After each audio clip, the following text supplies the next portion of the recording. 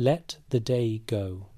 Whatever it brought, whatever it asked of you, whatever is still unresolved at the edge of your mind, let it wait. There will be time for it tomorrow. Right now, there is only this.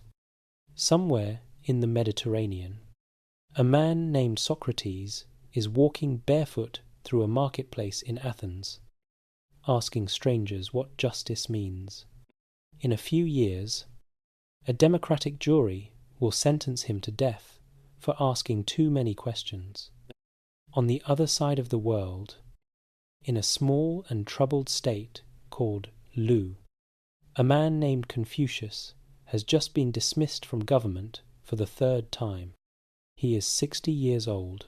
He owns a cart, a small number of loyal students, and a set of convictions so precise and so demanding that the rulers who meet him find him almost impossible to keep around.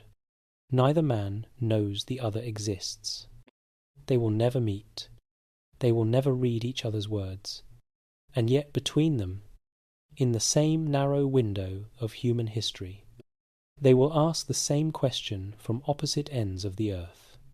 What does it mean to be a good human being in a world that rarely rewards goodness? Socrates left dialogues. Confucius left nothing he personally wrote. What survived him was assembled by students, debated by scholars, burned by emperors, restored by dynasties, and carried across oceans.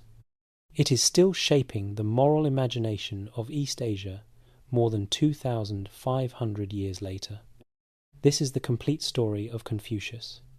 Not the statue, not the fortune cookie, the man, his grief, his failures, his 14 years of wandering with a cartload of ideas that almost no one wanted, and the question he never stopped asking, even when every door had been closed to him. Settle in. Let the noise fade. We begin at the very beginning.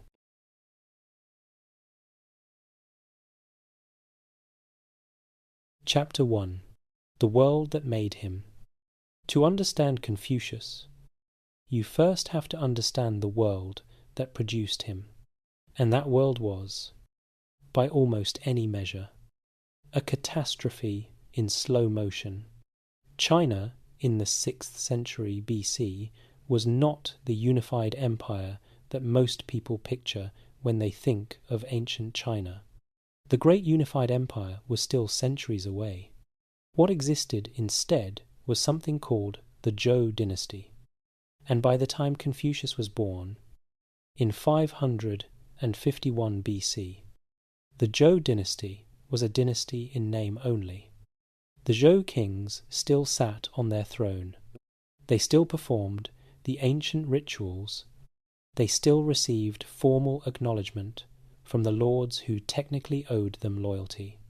But the actual power, the armies, the land, the revenue, the decisions about war and peace, all of that had drained away from the centre over centuries and pooled in the hands of regional lords who ruled their own states with near complete independence. This period has a name in Chinese history. It is called the Spring and Autumn period, after a chronicle of the era that Confucius himself is traditionally credited with editing. The name sounds almost gentle. The reality was not. The Spring and Autumn period was an era of nearly continuous warfare between regional states. Lords fought for territory. Ministers overthrew rulers. Sons killed fathers to take their thrones. Armies burned crops and left populations to starve. The ritual order that the Zhou dynasty had constructed over centuries, the elaborate system of ceremonies and obligations and hierarchies that was supposed to govern how rulers treated subjects and how subjects treated rulers, that order was collapsing in real time. This matters deeply for understanding Confucius, because the collapse of that order was not abstract for him. It was the defining fact of his world. Every political crisis he witnessed, every ruler he failed to persuade, every war he saw erupt between neighbouring states, all of it was evidence of the same underlying problem. When the people in power stop behaving according to the principles that make civilization possible, civilization begins to come apart. The specific state where Confucius was born, the state of Lu, was small and relatively weak by the standards of the era. It sat in what is now Shandong province in eastern China. Lu had one distinction that mattered enormously to Confucius. It was traditionally regarded as the state that had best preserved the ritual culture of the early Zhou dynasty. The music, the ceremonies, the formal protocols governing how people of different ranks should relate to one another. Lu was, in a sense, the keeper of a cultural memory that the rest of China was busy forgetting. Confucius grew up inside that cultural memory. It shaped him before he was old enough to examine it critically, and when the world around him began to make less and less sense, he turned to that memory not as nostalgia, but as a practical resource. If the ancient ways had once produced a functioning and relatively just society, then understanding and restoring their spirit was not backward-looking at all. It was the most urgent and forward-looking project a person could undertake. Now here is where the honest telling of this story requires a pause. Almost everything we know about the world of Confucius comes from texts written or compiled generations after he lived. The records of the grand historian, written by Sima Qian around 100 BC, roughly 4 centuries after Confucius died. The Analects themselves, assembled by his students and their students over a period that scholars now believe stretched across at least a century after his death. This does not mean we know nothing.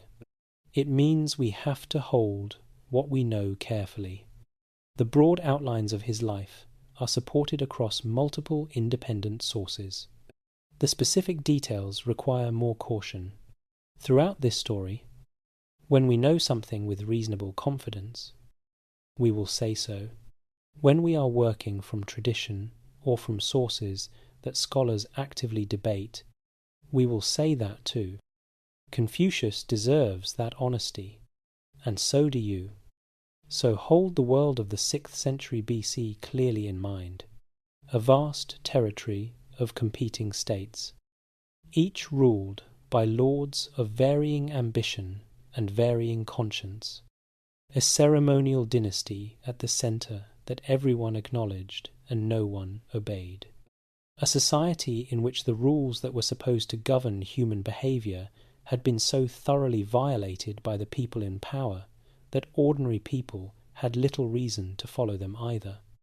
Into this world, in the state of Lu, in the year 551 BC, a child was born whose family name was Kong, whose personal name was Qiu, and whose honorific title, Kong Qiu, meaning Master Kong, the Jesuit missionaries of the 16th century would eventually render into the Latin name the Western world still uses. Confucius. He did not arrive into this world with a destiny attached. He arrived into a family of modest and complicated circumstances, into a state that was itself modest and complicated, in an era that was asking the hardest possible questions about what holds a society together when the people at the top have stopped trying to hold it together. Those questions would become his questions. The answers he spent his entire life working out would outlast the era by more than 2 millennia. But before any of that, there was just a boy, in a small state, in a broken world, trying to figure out who he was and what he was supposed to do with his life. That is where we go next. Chapter 2. The Boy from a Fallen House. The first honest thing to say about the childhood of Confucius is that we know very little about it with certainty. This is not unusual for figures of his era. Biography, as a discipline, did not yet exist in 6th century BC China. What survived from his early years came through layers of tradition, family records of uncertain reliability, and the retrospective accounts of people who wrote about him long after he was gone. Sima Qian was writing roughly 4 centuries after Confucius died. That is a gap equivalent to us writing a biography today of someone who lived in the early 16th century. Based on documents compiled without modern archival standards. What that means in practice is this. Some of what tradition tells us about the young Confucius is probably accurate in its broad shape. Some of it has almost certainly been shaped by what later generations wanted to be true about the founder of a tradition that had become enormously influential. We will tell the story honestly. Where the ground is solid, we walk on it. Where it is uncertain, we say so. His family background is one of the genuinely complicated elements of his story, and it is worth getting right because it shaped almost everything about how he understood himself. The Kong family claimed aristocratic descent, tracing their lineage through the state of Song to the royal house of the Shang dynasty. The dynasty that the Zhou had overthrown several centuries before Confucius was born. The Kong family descended from Song nobility. But by the time Confucius was born, that noble lineage had not translated into noble circumstances for several generations.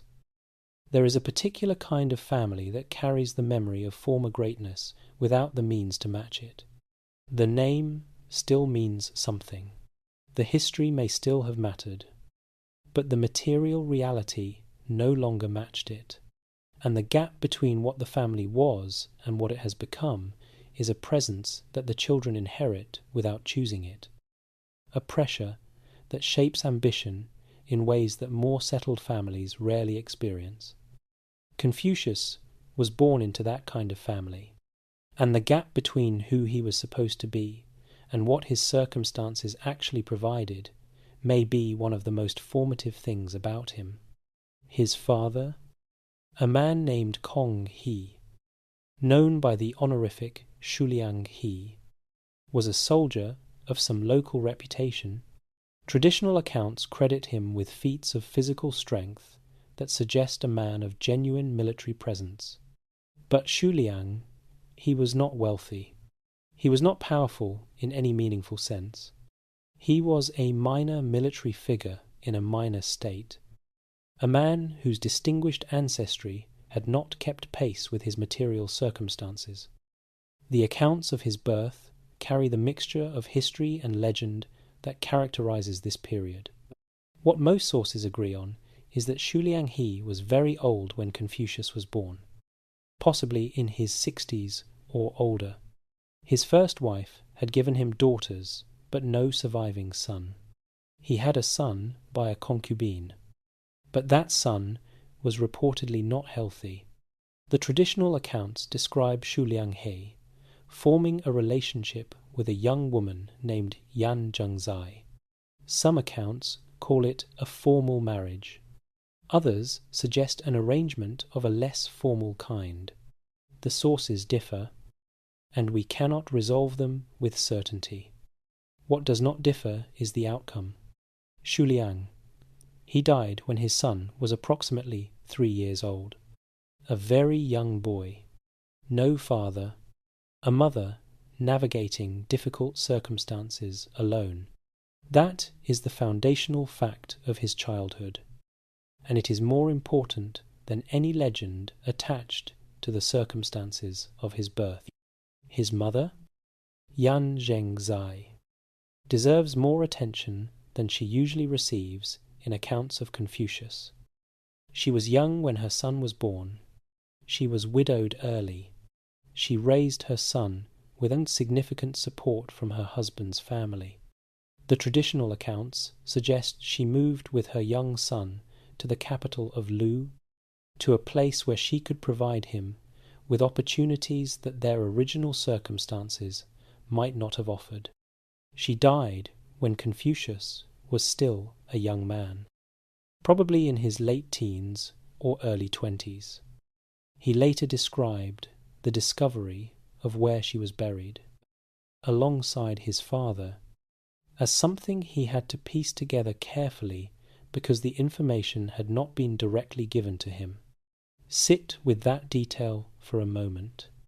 A boy who had to search for information about his own parents because no one had freely offered it. A childhood in which the past was not explained but had to be excavated. The picture that emerges is not of a boy raised in comfort and privilege. It is of a boy who experienced the instability of his era personally, in the specific form of an absent father, a mother navigating impossible circumstances alone, and a social position that was neither clearly high nor clearly low. He was of aristocratic descent, but not of aristocratic means. He was defined by a lineage that gave him a sense of who he was supposed to be, without giving him the foundation to be it. There are certain kinds of difficulty that make a person smaller, that produce in them a permanent flinch, a refusal to reach for more than circumstances seem to allow, and there are certain kinds that produce the opposite, a hunger for understanding that only people who have had to figure things out for themselves tend to develop, a refusal to accept the world as given simply because it presented itself that way first.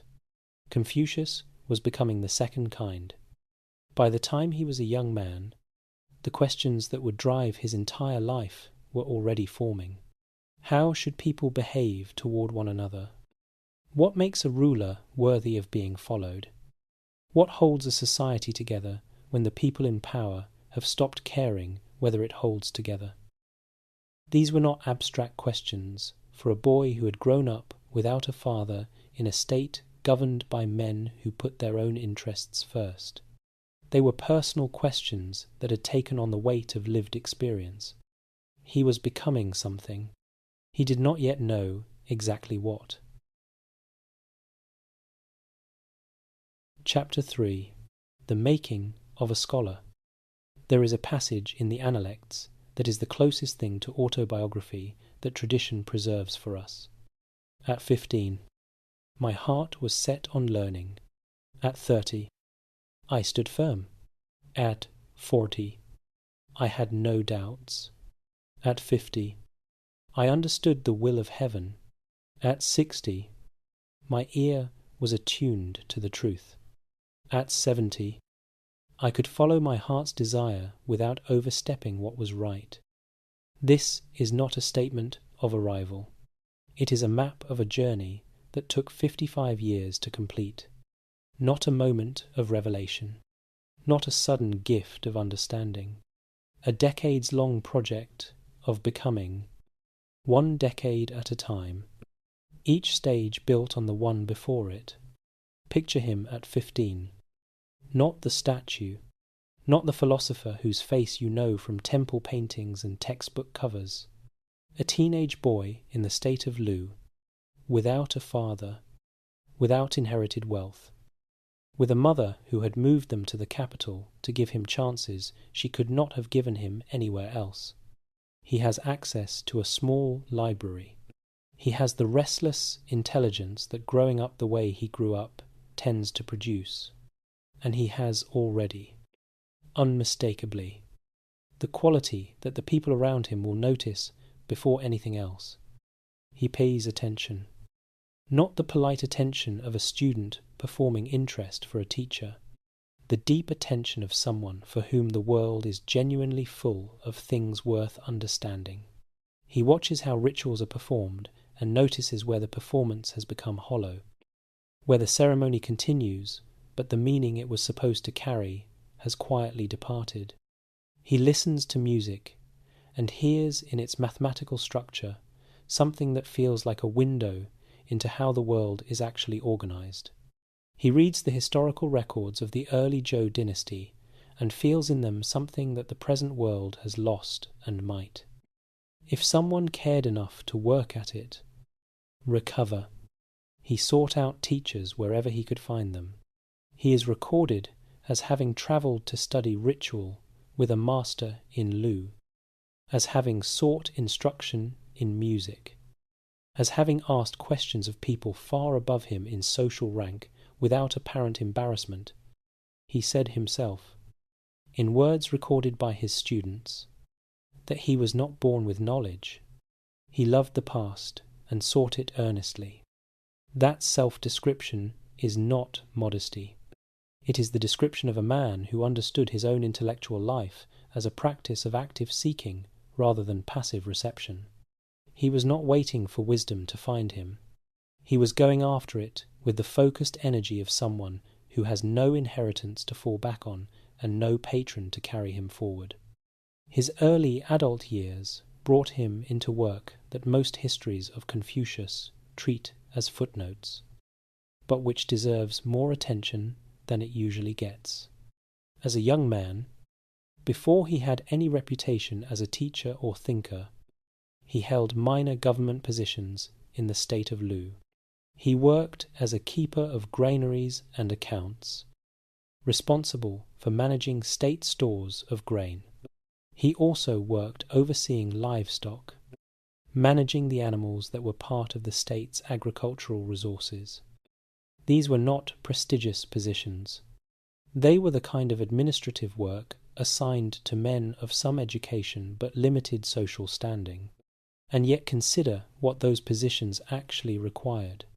Managing a granary means keeping accurate records, understanding how resources flow through a community, knowing where things begin to go wrong before the going wrong becomes visible to anyone above you. It means standing in a large room that smells of grain dust, counting and recounting, making sure the numbers are honest when they would be easy to fudge. He later said, in words recorded by his students, that a person in a position of responsibility who does not know what is in the storehouses is not fulfilling their duty. This was not abstract principle. It was hard-won understanding from years of being the person whose job it was to know exactly what was in the storehouses, and to make sure the answer was always true. Around this period he married. His wife's name is recorded as Qiguan, from a family in the state of Song. They had a son, Kong Qiu, and possibly daughters. Though the sources are less consistent on this point, what is notable is how rarely Confucius spoke of his marriage in the record his students preserved. The Analects contain reflections on almost every dimension of human relationships. His wife appears almost nowhere. The historical record does not resolve why. What it gives us is the absence itself, worth acknowledging honestly rather than explaining away. By his late 20s and early 30s, something was beginning to form around him. It did not look like much from the outside. A young man in a minor state, without great wealth or powerful connections, who had held some administrative jobs and read widely and was beginning to talk to other young men about questions that polite society in 6th century BC, China, was not especially eager to examine. Small conversations, a few curious young men, a teacher who had no building, no endowment, no official recognition, and no guarantee that any of this would amount to anything at all. There is a moment, recorded in a form too brief to verify precisely but consistent with the broader picture the sources give us, in which a young man comes to Confucius with nothing more than a bundle of dried meat as a token of serious intent. He wants to learn. He is not from a prominent family. He has no connections to offer. He has only the desire. Confucius accepts him. That moment, repeated across years and across students of every background, was the beginning of something that would outlast every dynasty, every empire, every political order that the world Confucius was born into would eventually produce. He was 30 years old. He stood firm, and the work that would define the rest of his life had just truly begun. Chapter 4. The Classroom Without Walls. There is a sentence in the Analects that has been quoted so many times across so many centuries that its original force is easy to miss. Strip away the familiarity, and what it says is this: in teaching, there should be no distinction of class. 6 words in translation. But in the context of 6th century BC China, those words were not a gentle philosophical preference. They were a direct challenge to the way the entire educated world of that era was organized. To understand why, you have to understand what education meant in the states of Zhou dynasty China. Formal learning was not a general social good. It was a class privilege. The rituals, the music, the historical records, the texts that governed proper conduct in political and ceremonial life. These were the property of the aristocratic class. They were transmitted within families of rank, from fathers to sons, from senior officials to their carefully selected junior relations. Knowledge of the proper forms was itself a form of power, because it defined who was qualified to participate in governance and who was not. A man of low birth, however intelligent, however motivated, had very limited avenues for obtaining the kind of education that would allow him to participate in the political life of his state. The doors were not officially closed by any single written law. They were closed by the simple fact that the knowledge was held by people who had no incentive to share it widely and every reason to keep it concentrated. Confucius walked up to those doors and opened them, not through confrontation, not through political action, through the simple and radical act of being willing to teach anyone who came to him with genuine desire to learn. The Analects record that he asked only the most minimal of tuition, traditionally described as a bundle of dried meat, which in the context of the era was less a fee than a token of serious intent. A student from a genuinely poor family could bring it, and so they came. The student body that gathered around Confucius over the course of his teaching career was, by the standards of his era, remarkably diverse. Traditional accounts number his students at 3,000, with 72 who achieved particular depth. These numbers are almost certainly rounded and idealized by later tradition, as large round numbers attached to founding figures tend to be, but the diversity they point to is real and is supported by what we know about the individual students whose backgrounds are actually recorded. Yan Hui, the student Confucius loved most deeply and grieved most intensely when he died young, came from a poor family. He lived in very simple circumstances, eating and drinking barely enough to sustain himself. Confucius held him up not as someone who had overcome poverty on his way to better things, but as someone who had found genuine happiness within modest circumstances, because his inner life was rich enough that outer conditions could not diminish it. There is a warmth in how Confucius spoke about Yan Hui that is unlike how he spoke about anyone else. Not the warmth of a teacher pleased with a talented student. Something closer to the quality of feeling that arises between two people when one of them sees in the other exactly the thing they have been trying their whole life to describe.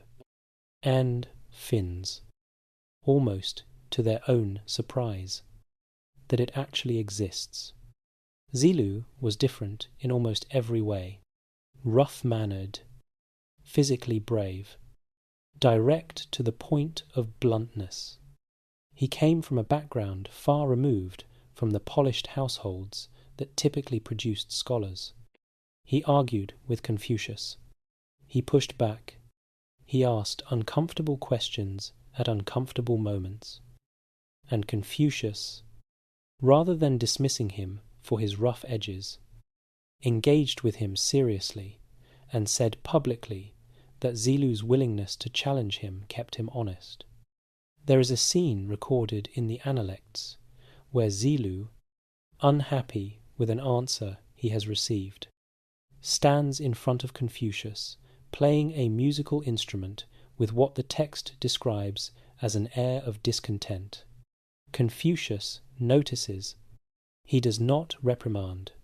He adjusts his response. That small moment tells you something real about how this classroom actually worked. The teacher was paying attention to the student, not performing attention, actually paying it. Zigong came from a wealthy merchant family. In the class hierarchy of Zhou dynasty China, merchants occupied an awkward position. Economically successful, but lacking the prestige associated with aristocratic birth or scholarly achievement. Zigong was intelligent, articulate, and gifted at the kind of practical negotiation that makes things happen in the real world. Confucius valued him and gently and persistently challenged his tendency to let practical calculation run ahead of moral principle. Their exchanges in the Analects are among the sharpest in the entire text. This diversity was not accidental. It was a direct consequence of a teaching philosophy built on one foundational conviction. Virtue is not inherited. It is cultivated. A man of noble birth who does not work to develop genuine virtue is, in Confucius's view, less admirable than a man of humble birth who commits himself to that cultivation completely. The gentleman, the yunzi, which is the term Confucius used for the kind of person his education was intended to produce, was not defined by bloodline. He was defined by character, by the quality of his conduct, by the depth of his self-cultivation. Anyone, in principle, could become a junzi. The only requirement was the willingness to do the work.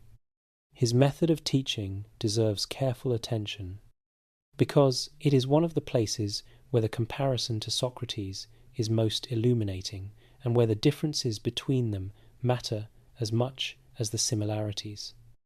Like Socrates, Confucius did not lecture in the sense of delivering fixed doctrines to passive recipients. He engaged. He responded to the same question differently depending on who was asking, because he understood that the right answer for one student might be precisely the wrong answer for another. Given their specific character and their specific stage of development, when two students asked him whether they should immediately act on a good principle they had learned, he told one yes and the other no. When a third student asked why he had given different answers, Confucius explained that the first student was impulsive and needed to be slowed down, while the second was hesitant and needed to be pushed forward. The teaching was calibrated to the person, not delivered to the room. But here is where the difference from Socrates becomes significant, and it is worth saying carefully because it is a difference that many historians of philosophy have observed, rather than a simple matter of fact. Socrates, as Plato portrays him, was primarily a destructive thinker in the most precise sense of that word. His method was designed to dismantle. He would take a confident assertion and question it until it collapsed, leaving his interlocutor in honest puzzlement, aware that they did not actually know what they thought they knew. Confucius was not primarily destructive. He was primarily constructive. He was not trying to leave his students in productive confusion. He was trying to help them build something, specifically the character and the understanding that would allow them to live well and govern wisely. Where Socrates asked, "What do you actually know?" Confucius asked, "How are you actually living? And what are you doing today to become the person you are capable of being?" One way of understanding what followed from this difference is this: a philosophy organized around the cultivation of character through repeated right action tends to be one that can be taken into institutions, into governance, into the daily structure of a society. A philosophy organized primarily around the radical questioning of all assumptions tends to transform significantly when it moves from the individual exchange into the institutional setting.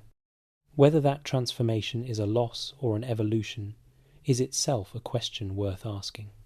But the difference in how the two traditions travelled through history is real, and it begins here, in the different questions the two teachers were asking. The classroom, without walls, that Confucius built was, in its time, an extraordinary thing.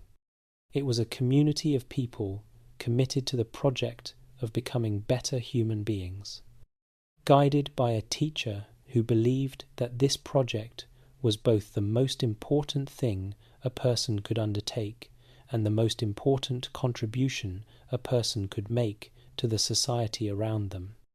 It was also, in a very practical sense, the training ground for the political ambition that Confucius never entirely abandoned, the belief that if he could produce enough genuinely virtuous people and place them in positions of political responsibility, the broken world he had grown up in could begin to repair itself.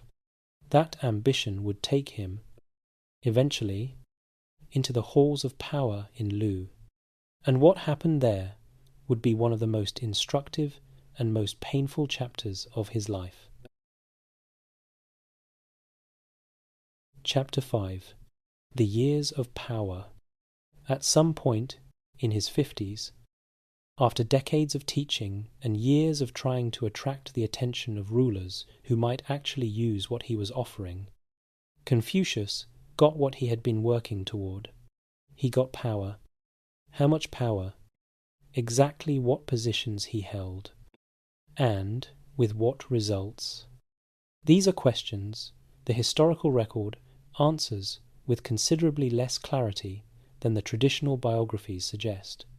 This is one of the areas where the story of Confucius has been most shaped by what later tradition needed it to be, rather than what the evidence can actually confirm.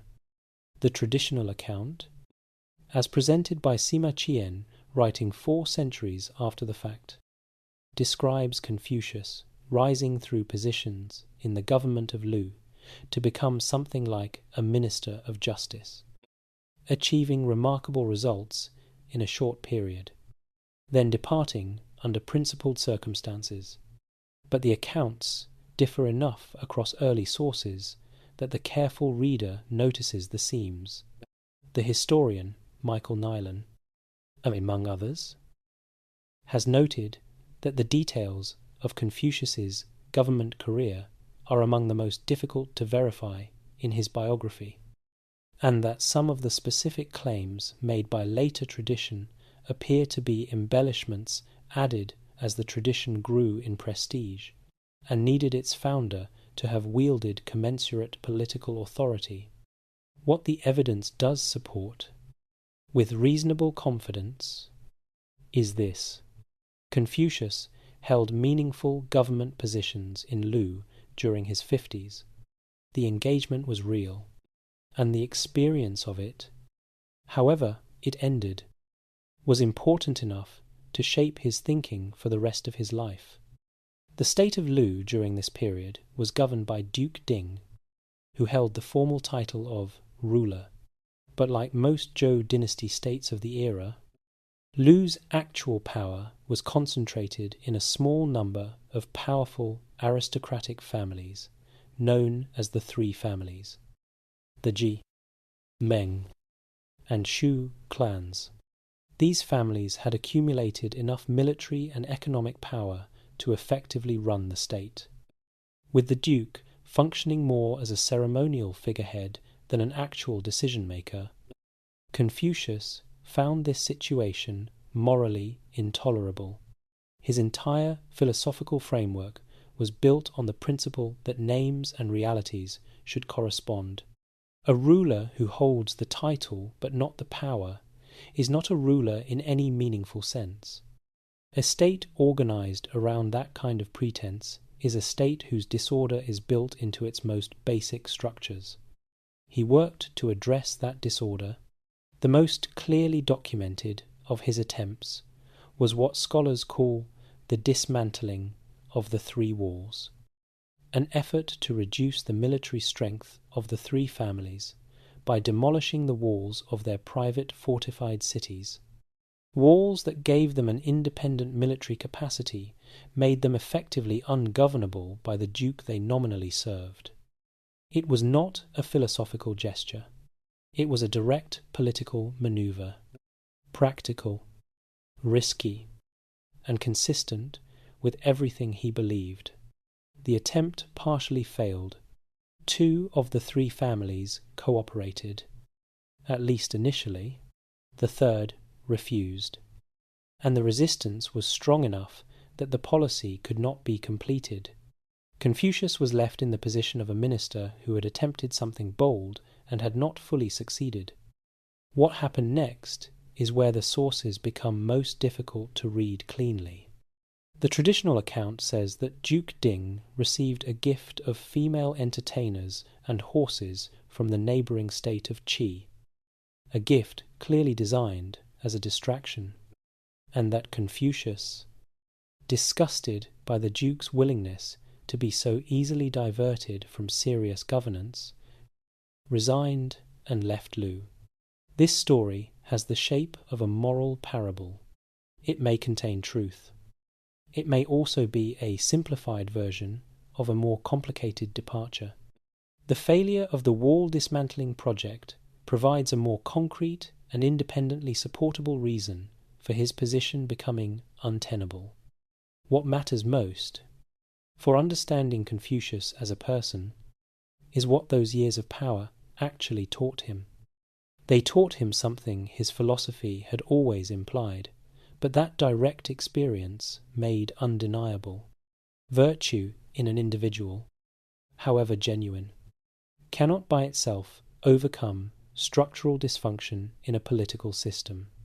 A minister of real principle operating within a court dominated by self-interested families, serving a ruler more interested in comfort than responsibility, cannot simply outthink or outwork the problem. The system itself has to be oriented toward virtue, not just the individuals within it. He had known this in his mind. He knew it now in the specific weight of a carefully constructed initiative that had collapsed because the people with real power had no interest in seeing it succeed. He gathered his students, he loaded his cart, he left the state where he had been born, where he had taught, where he had briefly held power and lost it. He was in his mid-50s. He did not know how long he would be gone. He would not return for more than a decade. And the man who came back would understand things that the man who left could only have theorized about. Beyond the border of Lu, a long road was waiting, and the road, as it always does, had its own curriculum. Chapter 6. 14 Years of Wandering. There is a particular kind of failure that does not announce itself as failure at the time it is happening. It arrives dressed as persistence. It looks, from the outside, like a man who has not yet found the right opportunity. It feels, from the inside, like the necessary cost of refusing to compromise on what matters most. Only later, looking back, does the full shape of it become visible. A man in his mid-50s, a carte, a group of students, a philosophy that almost no one in power wants to hear, and the road stretching out ahead through a landscape of competing kingdoms, each with its own ruler, its own court, its own calculation of what is useful and what is not. Confucius left Lu sometime around 497 BC. He would not return until 484 BC, 13 years by most scholarly calculations, though the traditional account rounds it to 14, and the exact chronology remains a subject of ongoing scholarly discussion. What is not in dispute is that this period was the longest and in many ways the most revealing chapter of his life. It was also the chapter that his later followers found most difficult to explain. Here was the man his students believed understood ritual, governance, and virtue more deeply than anyone they had known, and he spent more than a decade being turned away by one ruler after another, too demanding, too principled, asking too much of the people he served, and not enough of himself in the art of political compromise. The states he visited, in the order that most scholars reconstruct from the available sources, included Wei, Chen, Kei, Qiu, and several others, with multiple extended stays in Wei, which offered the most sustained, if ultimately unsuccessful, engagement with actual political authority. In Wei, Confucius was received initially with something like genuine interest. Duke Ling of Wei was not an entirely unserious ruler, and his court contained people who recognized the quality of what Confucius was offering. He was given a stipend. He was consulted for a period. It seemed possible that Wei might be the place where his ideas would finally find a home in actual governance. It was not. Duke Ling was inconsistent, easily distracted, and more interested in the appearance of having a famous teacher at his court than in actually implementing the reforms that teacher was recommending. There is a particular frustration in that situation that is different from outright rejection, because outright rejection at least clarifies things. A ruler who listens and nods and does nothing forces the advisor into prolonged uncertainty about whether the project is possible or simply slow. Eventually Confucius left Wei. He returned to it. He left again. The relationship repeated itself across several years, like a conversation that both parties find meaningful but neither can quite commit to.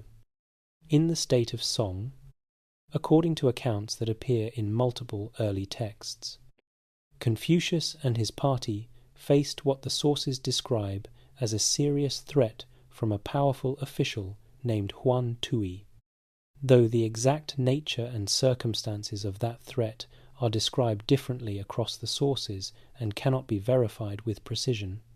The response attributed to Confucius in the aftermath is one of the most remembered things he ever said.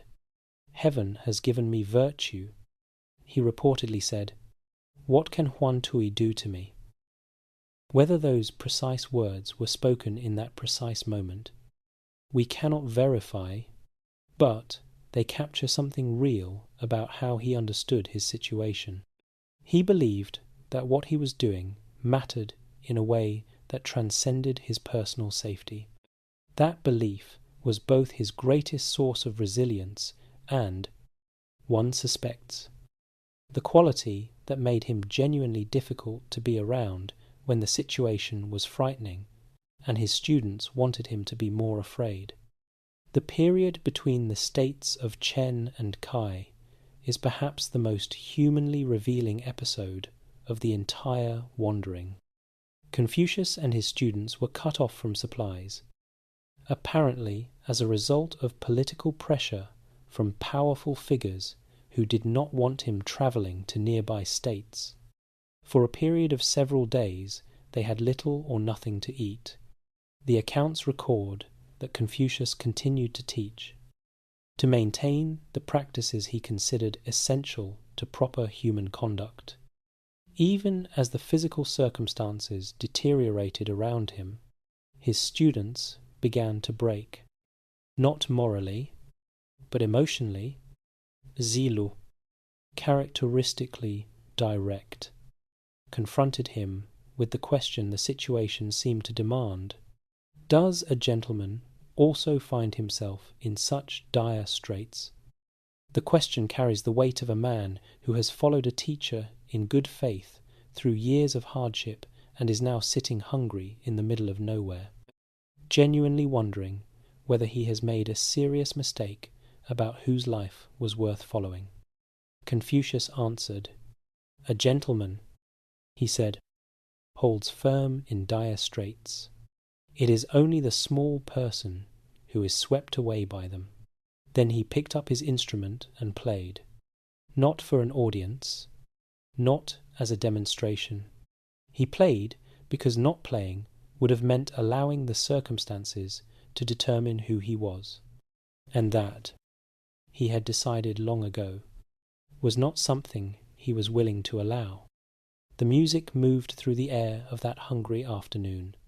The accounts present the moment as one of emotional rupture for the students gathered around him. Whatever they felt sitting there, hungry and uncertain, what they were witnessing was their teacher being exactly what he claimed to be, not in comfortable circumstances. In these ones, there were also moments across the wandering years that the Analects preserve with a very different quality, moments of humour and self-awareness that the more serious passages can sometimes obscure. There is a story from somewhere in this period in which Confucius becomes separated from his students in a crowded city. One of his students asks a local man whether he has seen a travelling scholar. The man gives a description that is, to put it gently, unflattering, comparing the lost figure to a stray dog wandering between houses. The student finds Confucius and nervously reports what the man said. Confucius listens. Then he laughs. The part about looking like an eminent person, he says, I cannot speak to, but the stray dog, that is exactly right. That laughter, in the middle of years of difficulty and closed doors, tells you something essential about who this man was. He had a genuine capacity to see himself from the outside, to find the humour in his own situation, to be fully human, even when he was trying to be something larger than ordinary human life usually allows. The wandering was also, paradoxically, one of the most intellectually productive periods of his life, cut off from the possibility of direct political action, travelling through states where his advice was rarely taken seriously enough to implement. He had time to think more deeply and teach more extensively than the demands of governance had ever allowed. The conversations in the Analects that carry the most philosophical depth, the ones that go beyond practical governance advice into the underlying questions of what virtue actually is and how it relates to ritual and relationship and human nature. Many of these appear to come from the wandering years. Necessity, as it has a way of doing, produced something valuable. By the time he was approaching the end of the wandering period, he was a different man than the one who had left Lu with a cart and a set of convictions and a belief that the right ruler was out there somewhere, waiting to be found. He still believed in the project. He never stopped believing in the project, but he understood now, with a precision that only sustained experience of failure can produce, that the project of creating a just society through the placement of virtuous people in positions of power, was going to be much longer and much harder than he had imagined when he set out. The students, not the rulers, were going to be the vehicle. The teaching, not the governing, was going to be the legacy. He turned the cart back toward Lu. He was in his late 60s. He had been gone for more than a decade. The state he was returning to was not the state he had left, and neither was he. But the hardest losses were still ahead, and they would not come from rulers, or political failures, or physical danger on the road. They would come from the people he loved most in the world. The cart moved. The road behind him was long. The road ahead was shorter than he knew. Chapter 7. What he actually taught. Before we follow Confucius into the grief of his final years, we need to stop and do something that most popular accounts of his life either rush through or get wrong. We need to actually examine what he taught. Not the fortune cookie version, not the simplified summaries that reduce a complex and demanding philosophy to a handful of aphorisms about respect for elders and obedience to authority. The actual content of his thought, in its full complexity, including the parts that are genuinely admirable, the parts that are genuinely problematic, and the parts that are more interesting and more radical than either his admirers or his critics tend to acknowledge. This matters for a specific reason.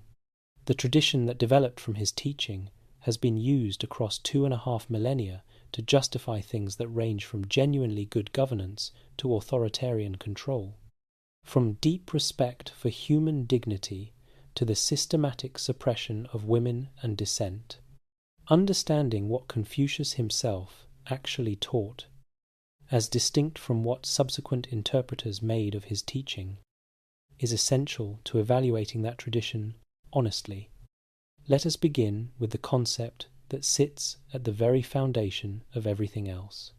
Ren.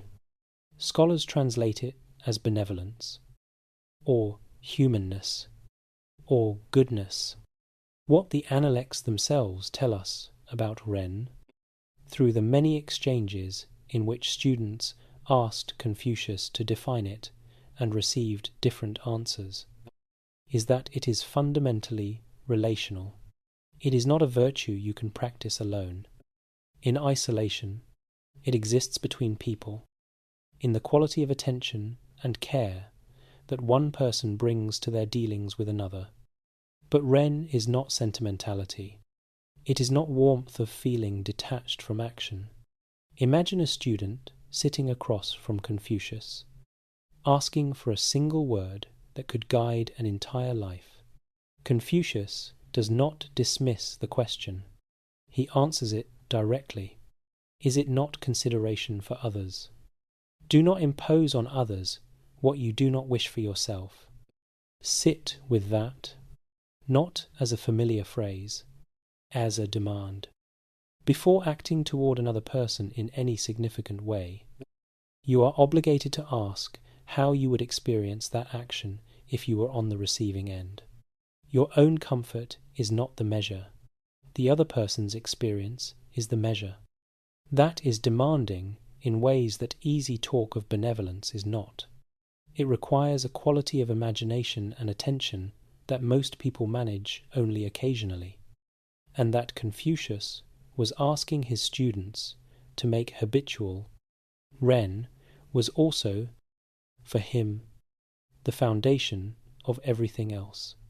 Without genuine Ren underneath it, every other virtue became a performance. A person could observe all the correct rituals perfectly and still be fundamentally hollow.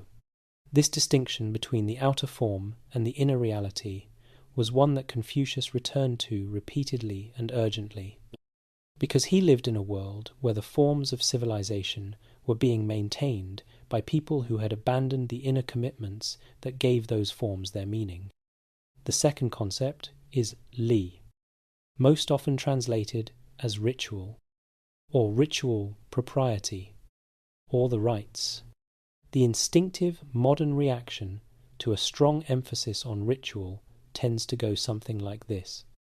Surely what matters is genuine feeling and genuine intention, not the performance of formalized behaviors that can be executed without any inner content.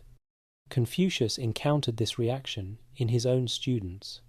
His response was more nuanced than either his defenders or his critics tend to acknowledge. He was completely explicit that ritual without Ren is empty. A person who performs all the ceremonies correctly while harbouring contempt or dishonesty in their heart is not a virtuous person in elaborate dress. They are a hypocrite in elaborate dress. And the elaborate dress makes the hypocrisy worse rather than better. But he also believed that the relationship between inner virtue and outer practice runs in both directions. It is not simply that virtue produces correct ritual expression. It is also that the sustained practice of correct ritual, done sincerely over time, actually shapes and develops the inner virtue it expresses.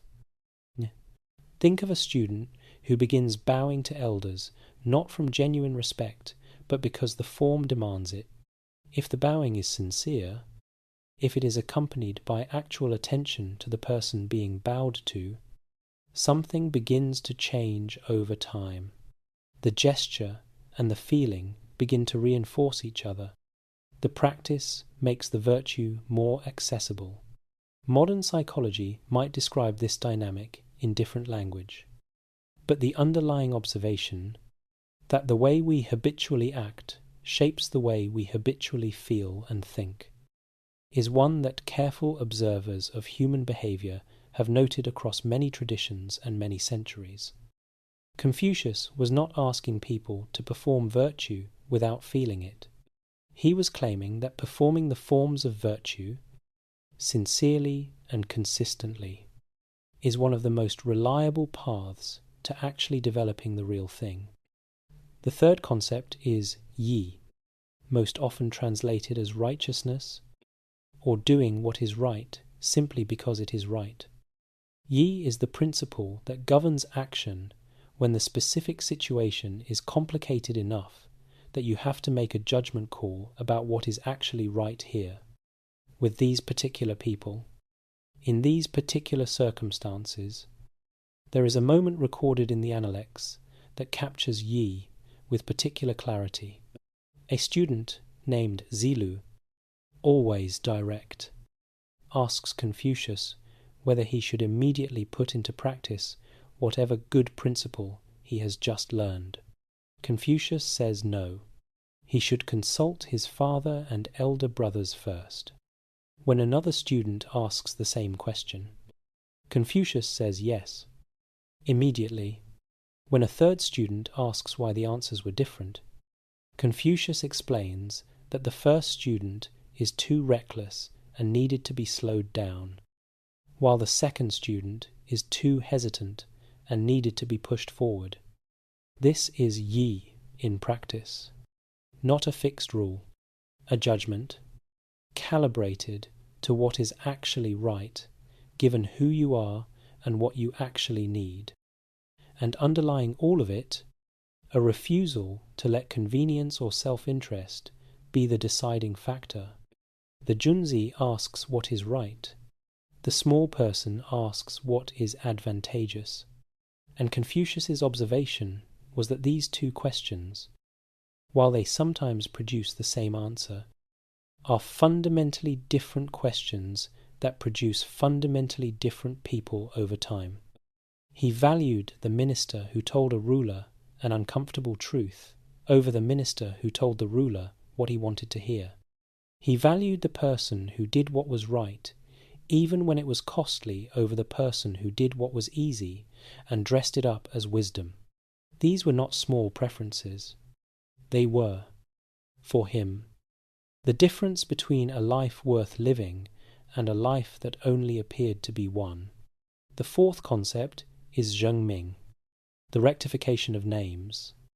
When Confucius was asked what he would do first if given authority to govern, he said he would rectify names.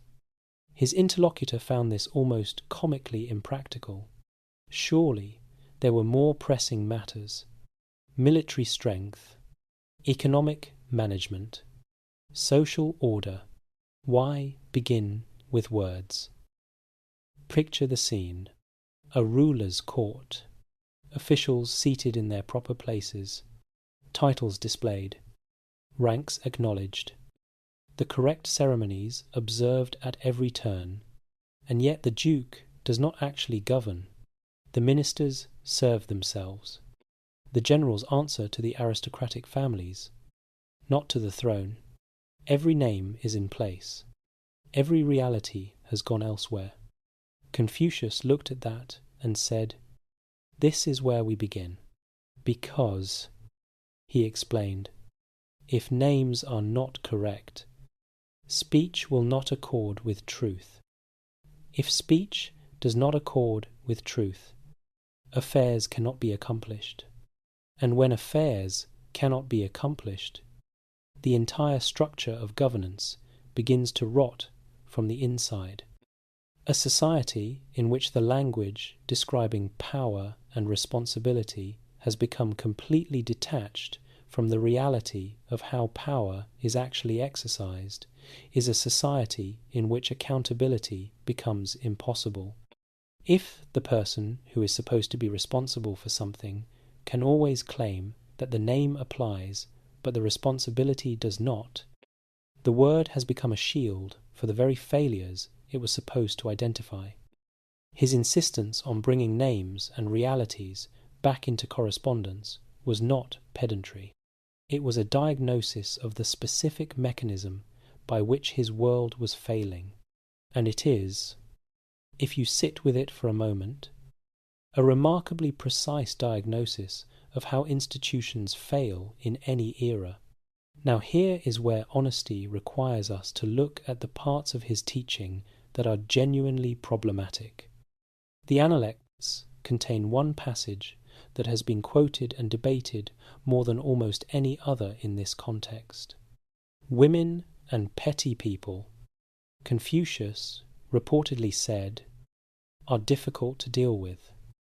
If you are close to them, they become insolent. If you keep your distance, they resent it. This passage is real.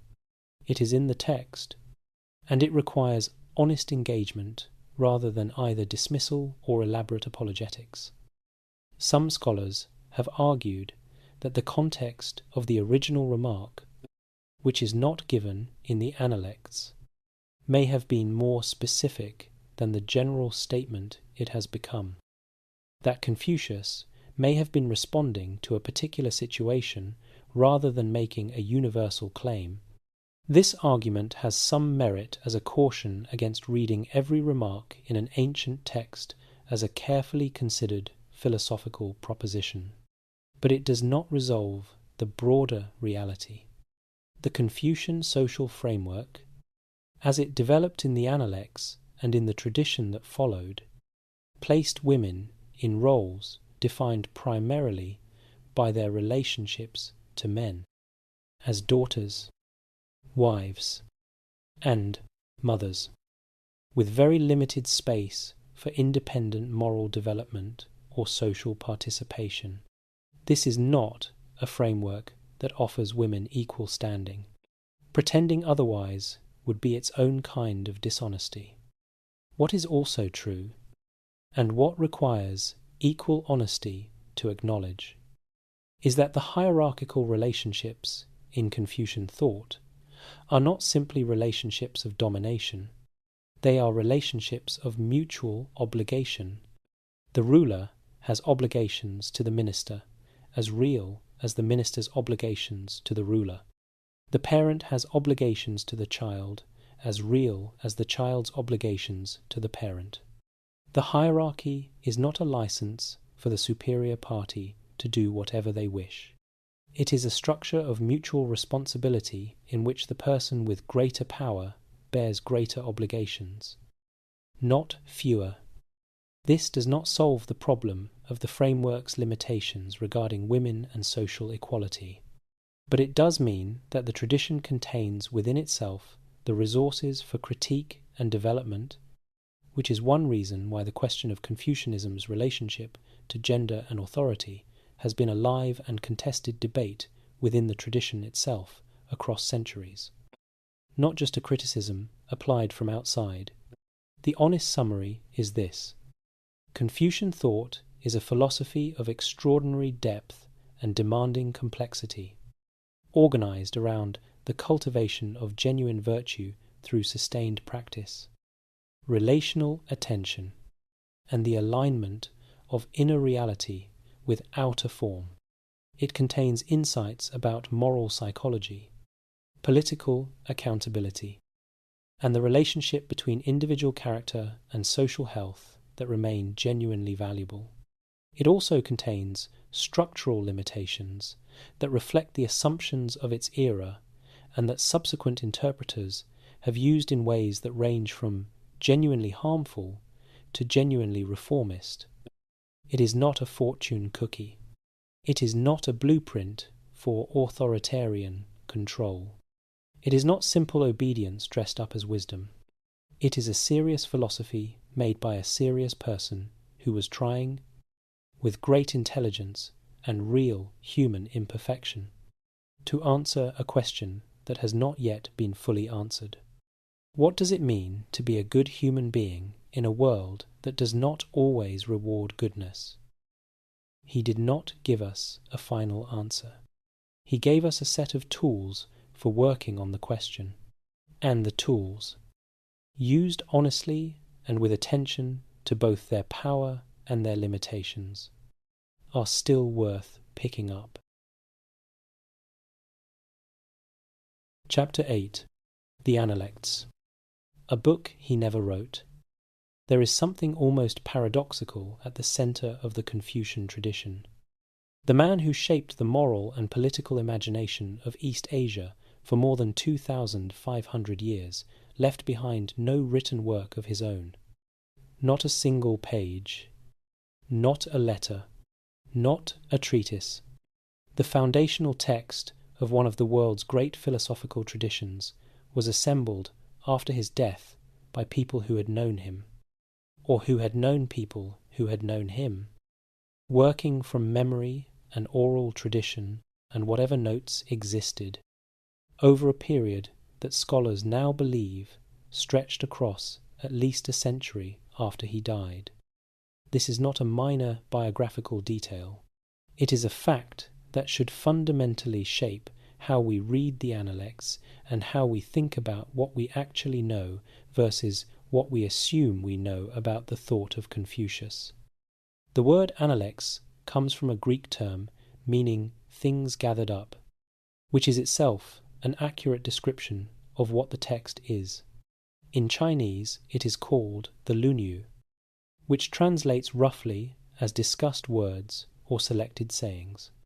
It consists of 20 books, each containing a varying number of short passages, most of them recording brief exchanges between Confucius and his students, or brief statements attributed to him, sometimes with context and sometimes without. The passages range from a single sentence to several paragraphs.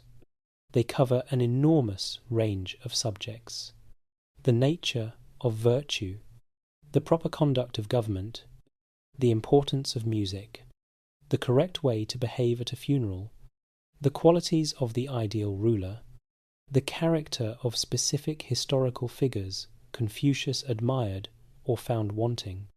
There is no systematic organization that a modern reader trained on philosophical treatises would recognize.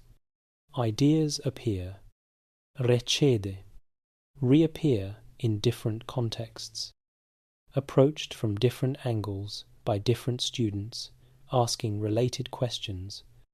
This structure is not accidental. It reflects how Confucius actually taught, through responsive dialogue rather than systematic exposition. His answers depended on who was asking. what they needed to understand. What specific aspect of a problem, a particular exchange, was designed to illuminate. The Analects preserve that responsiveness, which is one of their great strengths as a record of a mind at work. But it also creates genuine interpretive challenges that any honest engagement with the text has to acknowledge. When two passages appear to say different things about the same topic, are we seeing Confucius refining his view over time? Are we seeing him giving different answers to different students for pedagogical reasons? Are we seeing the product of different sources compiled by people who did not fully reconcile their accounts? Or are we seeing the accumulated modifications of a century of transmission, in which later interpreters shaped the text to reflect their own understanding of what Confucius should have said? The honest answer is that all of these explanations apply to different passages. Distinguishing between them with confidence is one of the central challenges of Confucian scholarship, and it is a challenge that has not been fully resolved.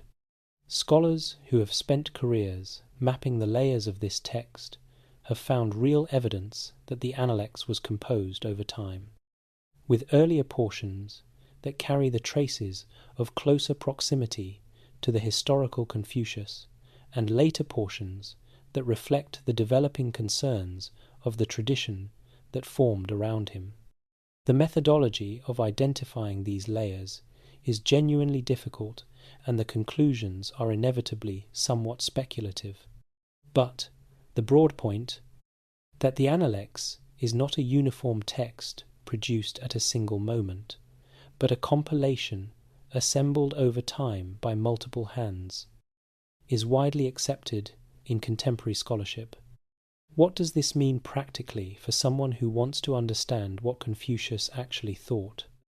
It means reading the Analects with a kind of double awareness, engaging seriously with the ideas the text presents, taking them on their own terms, and thinking through what they actually claim, while at the same time maintaining a degree of humility about which specific passages most reliably reflect the historical Confucius, as opposed to the evolving tradition that formed around him. It also means recognizing that the Analects, whatever its compositional history, is a genuinely remarkable document. It has been read carefully by some of the most serious thinkers in Chinese, Japanese, Korean, and Vietnamese intellectual history for more than 2 millennia. The interpretive tradition that has accumulated around it is itself a resource of extraordinary richness, even as it is also a potential source of distortion when later concerns are projected back onto the original text. His students, the people most directly responsible for what survived, deserve more attention than they usually receive. The process by which the Analects came to exist was not a single organized project. It was the cumulative result of different groups of students, in different states, with different emphases in their understanding of the master's teaching, preserving what they remembered and valued. Some settled in Lu, others moved to other states, carrying their version of the teaching with them and transmitting it to their own students. The text that eventually became the Analects was probably the result of a gradual consolidation, in which these different streams of transmission were brought together and edited into something approaching a unified whole. This means that the Analects contains within it something like the record of an early debate about what Confucius actually meant. Different students emphasize different aspects of his teaching, and the text sometimes preserves those different emphases without resolving them. The diversity within the early tradition is itself historically significant. It tells us that Confucius's teaching was rich and complex enough to generate genuine interpretive disagreement among people who had known him directly. The centuries of fierce scholarly debate about what the texts actually mean was not a falling away from a simple original unity. It was the continuation of a diversity that had been present from the very beginning. There is one more thing worth saying about the Analects that is rarely said clearly enough in popular accounts. It is a genuinely enjoyable text to read, not in a light or casual sense, but in the sense that great literature is enjoyable, because it is alive with specific human presence. The personality of Confucius comes through it with remarkable vividness. The humour and the sorrow, the flashes of impatience, the moments of deep tenderness. The personalities of the students come through it as well. Zilu's directness, Zigong's cleverness, Yan Hui's quiet depth. The exchanges between them have the texture of real conversations rather than philosophical exercises, even allowing for the processes of transmission and compilation that shaped the text. When Confucius says that at 70 he could follow his heart's desire without overstepping what was right, he is not making an abstract claim about the culmination of moral development. He is describing something he experienced. The hard-won freedom of a person who has spent 50 years working to align their inner life with their values and has finally, late and at great cost, achieved something approaching that alignment. When he weeps for Yan Hui and says that heaven is destroying him, the grief is not a philosophical position. It is grief, real and unmanaged and humanly recognizable across 2,500 years.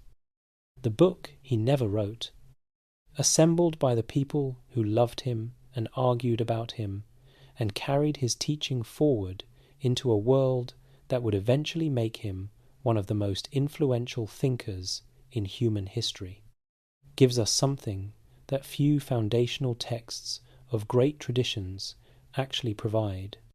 It gives us the man, not perfectly, not completely, not without the distortions of time and transmission and the inevitable tendency of traditions to reshape their founders in the image of what the tradition needs them to have been, but enough to recognize someone real, someone whose questions were genuine, whose failures were human, whose love for his students and his world was not a doctrine but a fact.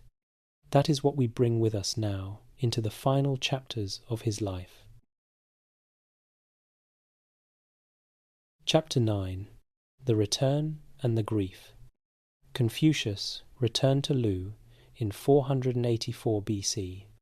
He was 67 years old, or thereabouts, depending on which reconstruction of his chronology you follow. He had been gone for more than a decade. The state he came back to was not quite the state he had left, and the man who returned was not quite the man who had left either. He came back not because he had succeeded in finding a ruler willing to implement his vision of governance, but because he had made a different kind of peace with what his life was going to be. The rulers were not going to give him what he was looking for. That had been made clear enough, repeated across enough courts and enough politely received and carefully ignored advice. That hoping otherwise had become a form of self-deception he was no longer willing to sustain. What remained was the teaching, the students, the texts, the work of preservation and transmission that he had always done alongside the political ambition, but that the political ambition had sometimes overshadowed. He returned to Lu and devoted himself to that work with the focused energy of a man who has finally stopped dividing his attention between what he hoped for and what was actually possible. The accounts of his final years describe him working on the texts that formed the cultural heritage he believed it was his responsibility to transmit, editing the spring and autumn annals, engaging with the ritual and musical texts he had studied since youth. This was not retirement in any passive sense. It was the most sustained scholarly work of his life. undertaken with the particular intensity that comes when a person understands that the time remaining is limited and the work is not finished. He continued to teach. Students continued to come. The community of learning he had been building for decades continued to function. Now with a clarity of purpose that the years of wandering had, paradoxically, helped to produce, he was no longer a man looking for the right political opportunity. He was a teacher who understood that teaching was the opportunity, that the students gathered around him were the vehicle through which whatever he had understood about virtue and governance and human flourishing would travel into the future. But the final years were not peaceful in any simple sense. They were years of accumulating loss, and the losses came in forms that cut deeper than political failure ever had. The first and most devastating was the death of Yan Hui.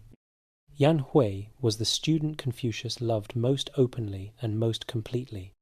He appears throughout the Analects as the model of what genuine self-cultivation looks like. Not a student who has learned the content of the teaching, but one who has internalized its spirit so completely that it is no longer a set of principles he is trying to follow, but an expression of who he has become. Confucius praised him repeatedly, in terms that were sometimes almost embarrassing for a teacher who maintained high and demanding standards for everyone around him. In all the time he had known him, Confucius said, he had never seen Yan Hui do anything contrary to Ren. He lived in a single small room. He ate and drank barely enough to sustain himself. Other people would have found this unbearable. Yan Hui did not let it affect his joy. That quality, finding genuine happiness within modest and even difficult circumstances, of having an inner life rich enough that outer deprivation could not diminish it, was, for Confucius, the closest human approximation of the ideal he had spent his life trying to articulate. Yan Hui was not just a good student. He was evidence that the thing Confucius was teaching was actually achievable, that a human being could actually develop that quality of character, that it was not just a philosophical ideal, but a human reality. Yan Hui died young. The exact date is uncertain, but the accounts place his death during the final years of Confucius's life in Lu. And the accounts of Confucius's response to that death are among the most emotionally raw passages in the entire Analects. He wept. He wept in a way that alarmed the people around him. His attendants told him that his grief was excessive. He replied with a directness that leaves no room for misunderstanding.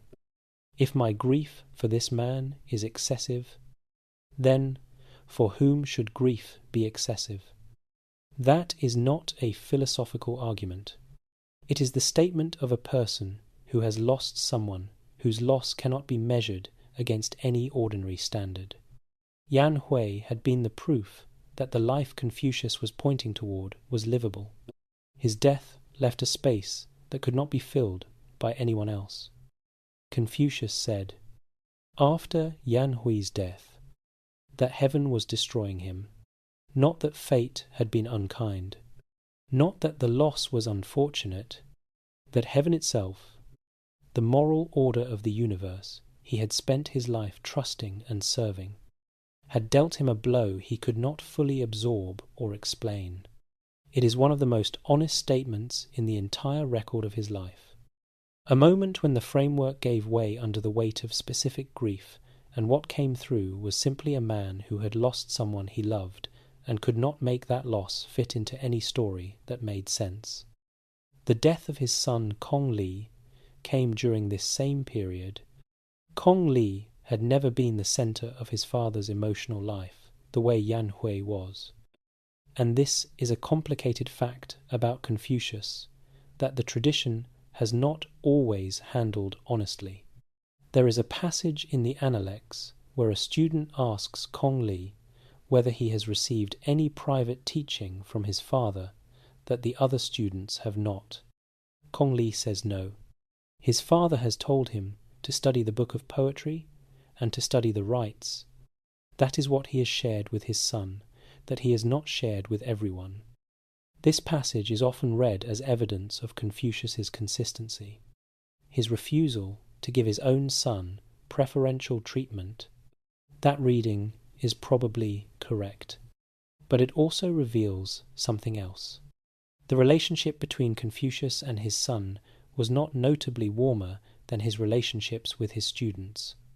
In some accounts, it appears considerably less so. Whether this reflects a limitation of Confucius as a father, or a genuine philosophical commitment to treating all students equally that he applied even within his own family, or some more complicated mixture of the two, the sources do not allow us to resolve definitively. The fact is worth sitting with, rather than explaining away. Then Zilu died, the rough-mannered, deeply loyal student who had argued with Confucius more freely than almost anyone else, who had stayed through the wandering years with a devotion that outlasted the arguments, died in circumstances as vivid as his character had always been. He had entered the service of a powerful official in the state of Wei. When that official became caught up in political violence, Zilu did not flee. He stayed to do what he understood as his duty. He was killed in the fighting.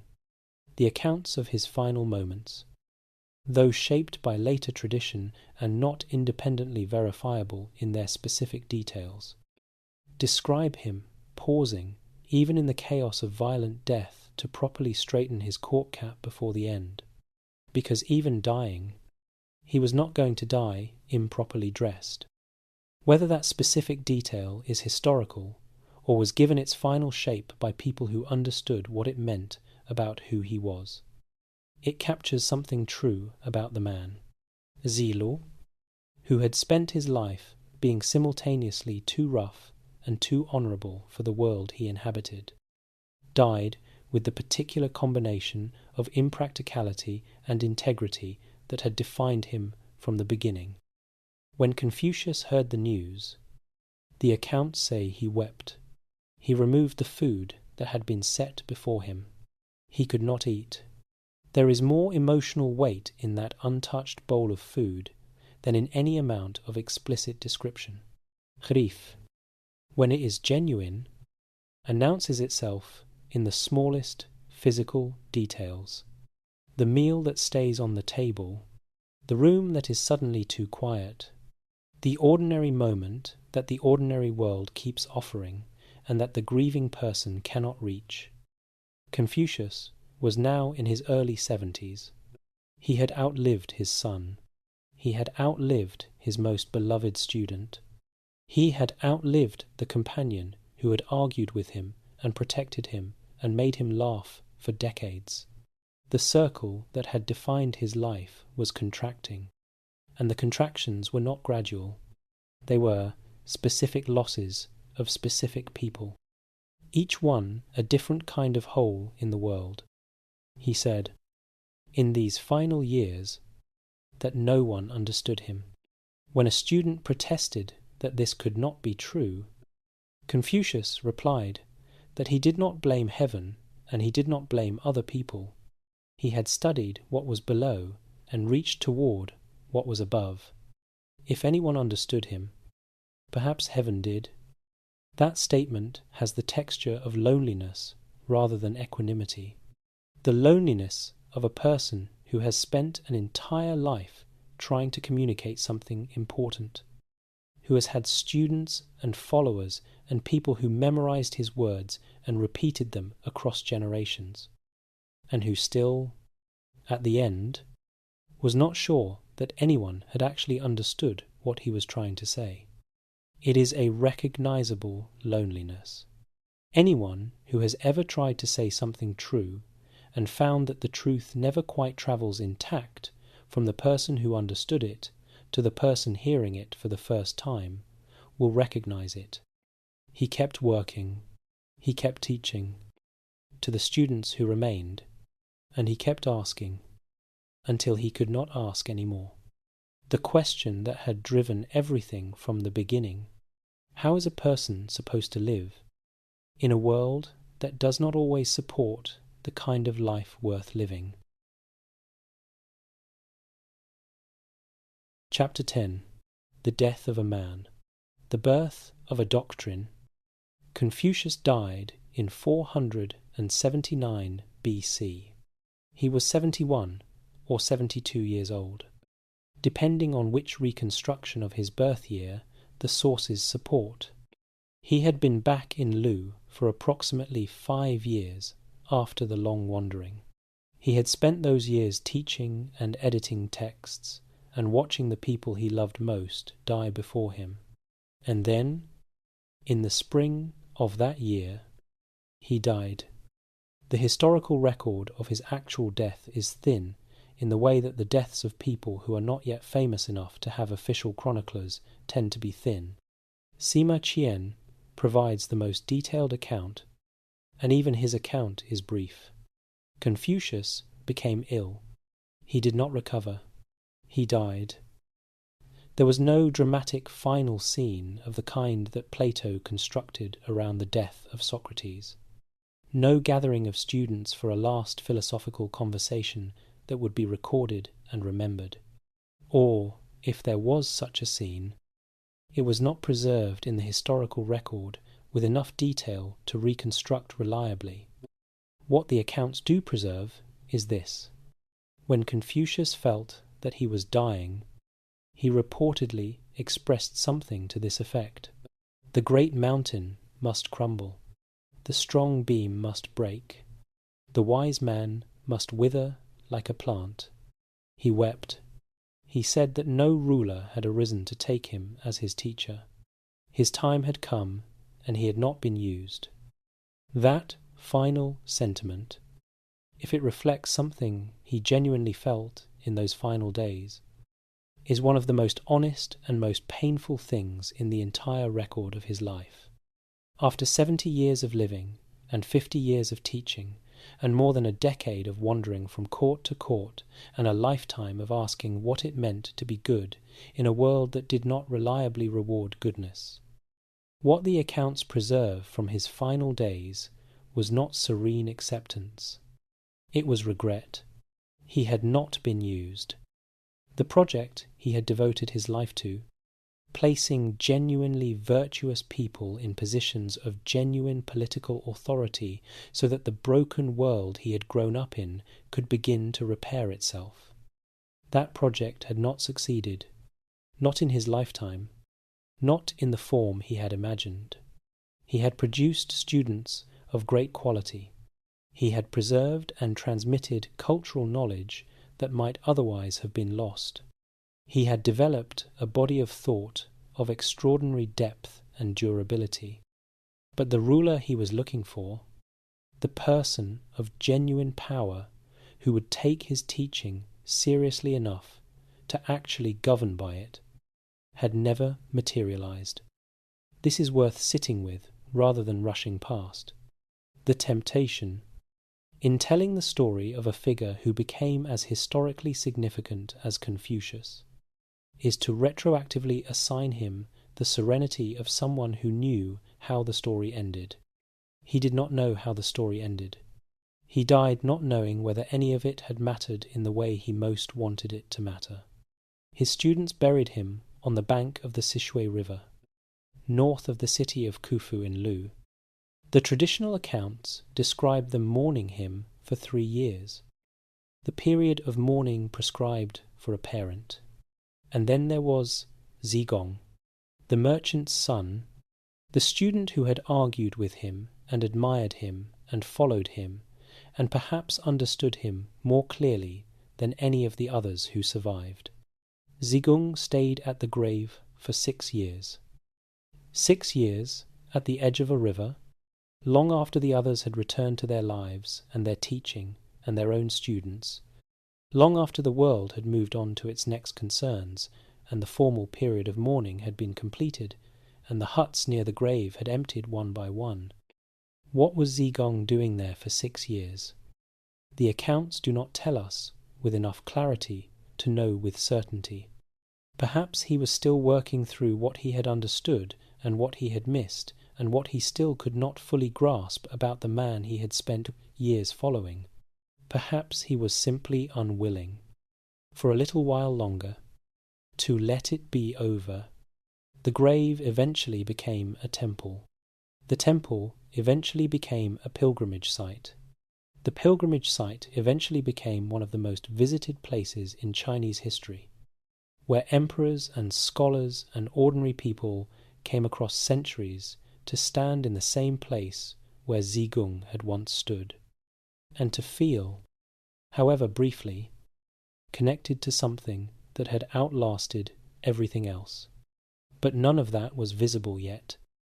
On the bank of the Sishui River, in the quiet that followed his death, what was visible was a small group of grieving students, beginning slowly and carefully to write down what they remembered, and a set of ideas that had not yet found the political vehicle that would carry them to the center of Chinese civilization. The man was gone. The doctrine was just beginning, and the first great test of that doctrine would not come from a sympathetic ruler offering to implement it. It would come from an emperor with a bonfire. In the century after Confucius died, his ideas competed for influence in an era of even more intense political fragmentation than the one he had lived through. This period, known in Chinese history as the time of the 100 schools of thought, saw Confucians competing with Taoists, legalists, Mohists, and many other schools for the attention of rulers looking for governing philosophies that would give them an advantage in the struggle for survival. In this competition, the Confucians were not obviously winning. The legalists, who argued that effective governance required strict laws, strictly enforced without any meaningful role for moral cultivation, had a message that was considerably more immediately practical for rulers trying to consolidate power and fight wars. The Mohists, who argued for universal love without the hierarchical distinctions that Confucius maintained, had a message that appealed to people suspicious of aristocratic assumptions built into the Confucian framework. Mencius, who lived approximately a century after Confucius and is considered the most important early developer of Confucian thought, worked to defend and extend the tradition against these competing schools. He argued, more explicitly than Confucius had, that human nature is fundamentally good, that the capacity for virtue is already present in every human being and needs to be cultivated rather than installed from outside.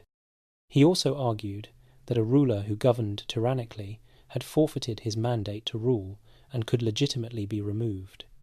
In the political context of his era, that was a genuinely radical claim. Xunzi, another major early Confucian thinker, disagreed with Mencius on the question of human nature, arguing that human beings are naturally inclined towards selfishness and conflict, and that ritual and education are necessary precisely because they work against natural tendencies rather than developing natural ones. This disagreement about the fundamental character of human nature became one of the defining debates in the subsequent history of Confucian thought. It has never been fully resolved, which is itself an indication that both positions were capturing something real. The most dramatic moment in the early history of Confucianism, after the death of its founder, was not a philosophical debate. It was a bonfire.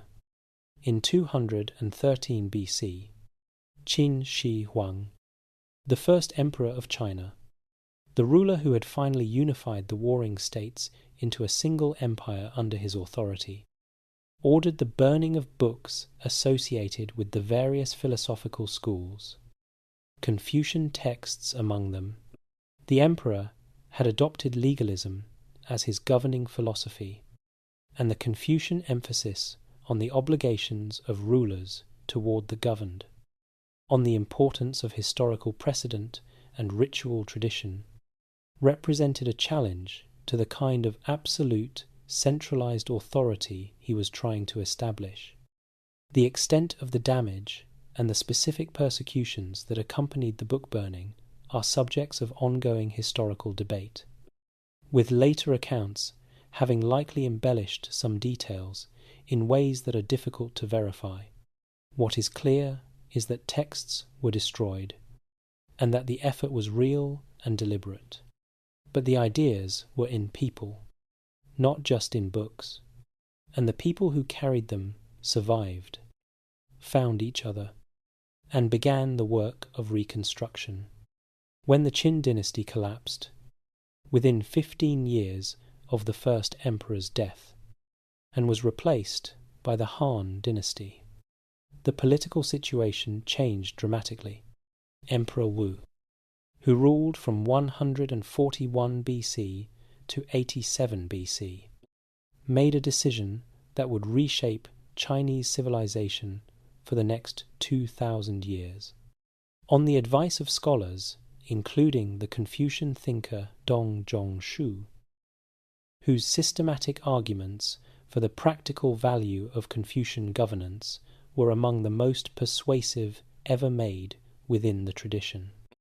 Emperor Wu established Confucianism as the official state philosophy and created a system of government examinations based on mastery of the Confucian classics.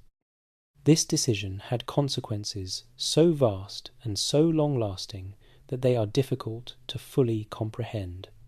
The pathway to political power in China ran through demonstrated mastery of Confucian texts for the next 2 millennia, Confucian concepts of governance, of the obligations of rulers and ministers, of the importance of moral cultivation in political leadership, were built into the very structure of how these societies selected and trained their governing class.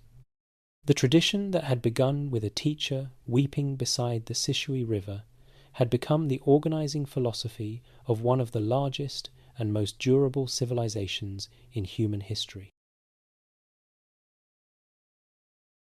Chapter 11. The Long Afterlife of Confucius. A tradition that has been alive for 2,500 years does not travel in a straight line. It bends. It fractures. It gets picked up by people whose purposes are very different from those of the people who put it down. It gets used to justify things that its originator would have recognized and things that would have been beyond his imagining. It gets attacked from outside and reformed from within and transported across oceans to contexts that no one in 6th century BC, Lu, could have conceived of. And through all of that, something in it persists, not unchanged, not pure, but persist. The geographic reach of Confucian thought beyond China is itself a story worth telling properly. Korea received Confucian influence during the period of Chinese cultural transmission that began in the early centuries of the Common Era and intensified during the Goryeo and Joseon dynasties. The Joseon dynasty, which lasted from 1392 until 1910, when Japanese colonial rule began, adopted Neo-Confucianism as its official state philosophy with an intensity that arguably exceeded anything achieved in China itself during the same period.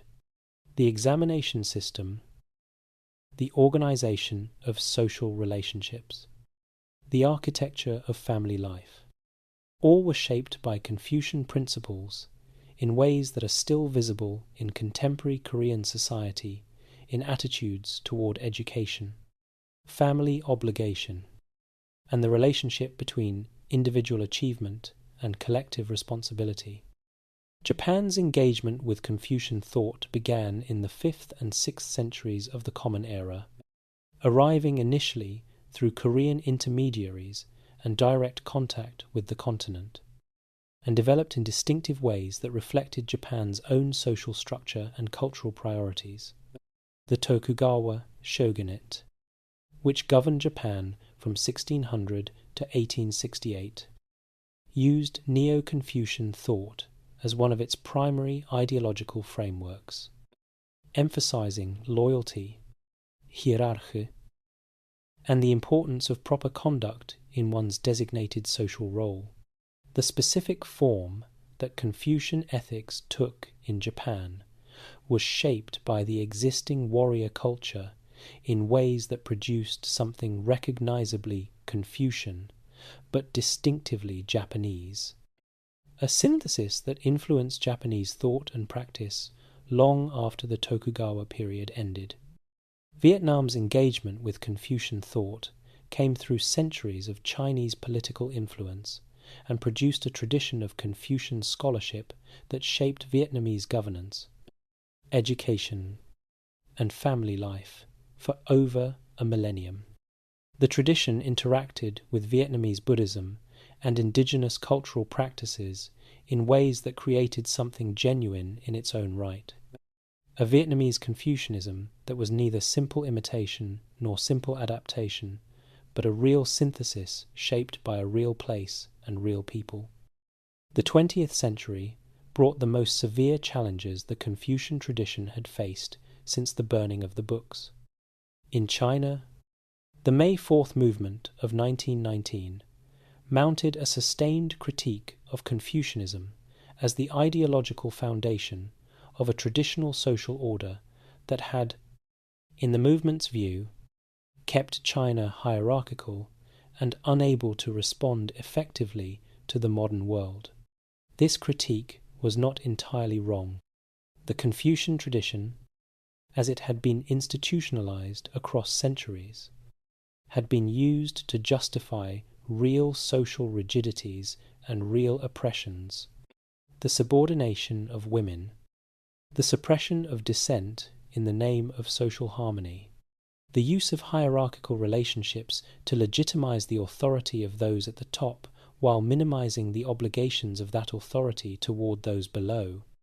The critique intensified dramatically during the Cultural Revolution in China, which lasted from 1966 to 1976. Confucius was attacked explicitly and repeatedly as the representative of everything the revolution was supposed to destroy. Temples and cultural sites associated with him suffered damage during this period. Scholars who had devoted their lives to the tradition were persecuted.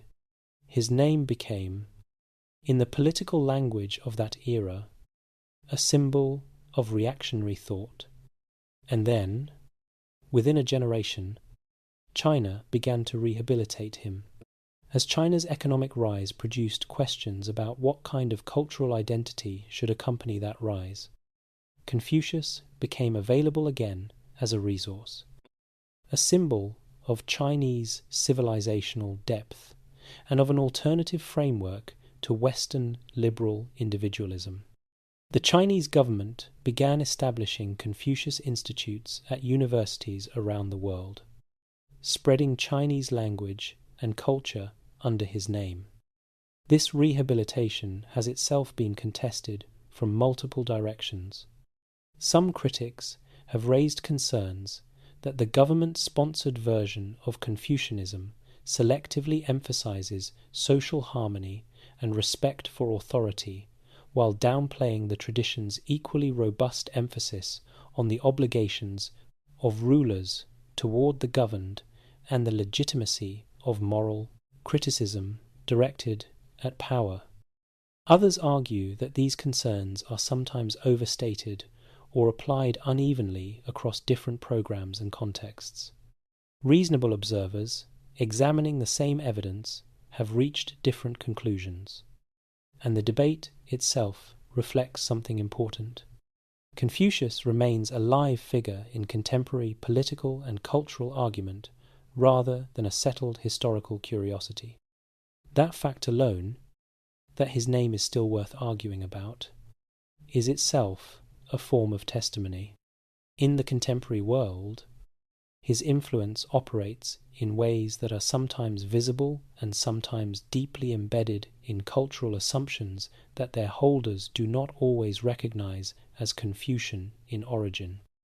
The extraordinary emphasis on education in East Asian cultures, the intensity of preparation for examinations that characterizes educational culture in China, South Korea, Japan, Singapore, and among East Asian diaspora communities around the world, is not simply a practical response to economic competition. It reflects a deep cultural conviction, traceable in part to the Confucian tradition, that intellectual and moral cultivation through serious study is one of the most important things a human being can do, and that the capacity for such cultivation is widely distributed rather than confined to an elite. The tension between individual rights and collective responsibilities that runs through contemporary debates about governance and social policy is a tension that Confucian thought engages with in ways genuinely different from the dominant frameworks of Western liberal political philosophy. Those differences have become increasingly relevant as the world tries to think through questions that neither framework answers perfectly on its own. The question of what makes governance legitimate, whether it is popular consent or demonstrated competence and moral seriousness, is a live question in contemporary political philosophy that engages directly with what Confucius was working on in the 5th century BC. None of these contemporary engagements with Confucian thought should be understood as simple applications of what Confucius himself taught. The tradition has been through too many centuries of development, too many encounters with different cultures and different historical circumstances, too many internal debates and external pressures, for any contemporary version of it to be simply what the man in Lu believed and practiced. But the questions he was asking are not historical artifacts. They are alive. They are urgent. And the tradition of serious engagement with them that Confucius began, however transformed by its long journey through time and space, is still one of the enduring resources human beings have for thinking them through. Chapter 12. What he would think of us. Come back, for a moment, to the beginning. Two men, two sides of the world, the same narrow window of human history, neither knowing the other existed. Socrates in Athens, asking strangers in the marketplace what justice means, on his way to a trial that would kill him for asking too many questions. Confucius in Lu, loading a cart, setting out across a broken landscape with a group of students and a set of convictions that almost no ruler alive wanted to hear. We have followed Confucius across his entire life now. The boy from a fallen house, raised by a mother who navigated impossible circumstances alone. The young man who taught himself from a small library and from the minor government jobs that showed him how power actually works at the level of grain stores and livestock.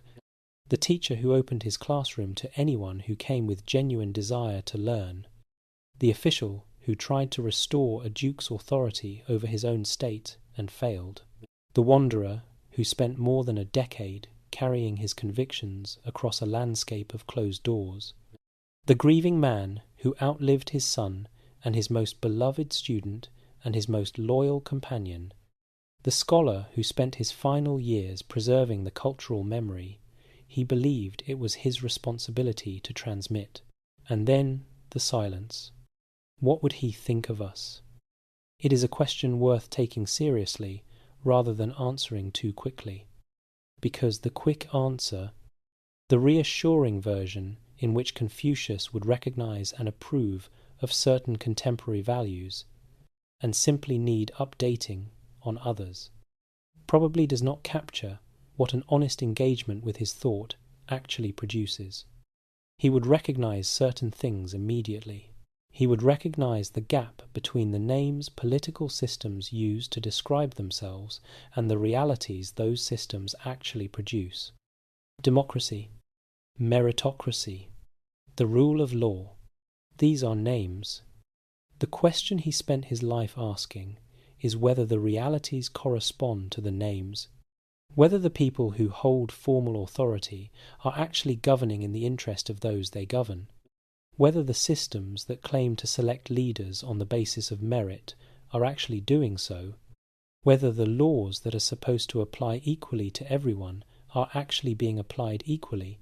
He would find those questions as urgent now as they were in Lu in the 5th century BC. The specific forms of dysfunction have changed. The underlying problem, the gap between what power claims to be and what it actually is, has not.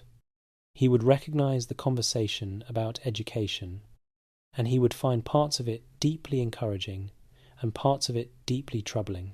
The encouraging part is the expansion of access, the idea that serious education should be available to anyone with the capacity and desire for it, regardless of birth or background or wealth, is an idea he held in a world where it was genuinely radical. He would recognize its expansion as a real moral achievement, and he would recognize in it the vindication of something he had argued for with his entire life. The troubling part is the question of what education is actually for. If education has become primarily an instrument for economic advancement, a credentialing system designed to sort people into economic categories rather than a process of genuine moral and intellectual cultivation, then the form has survived while the substance has gone elsewhere.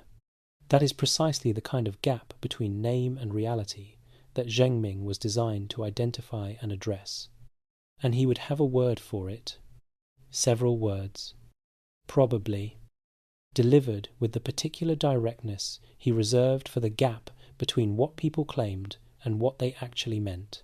He would recognize contemporary discussions of leadership in their terms and find them often troubling in their content.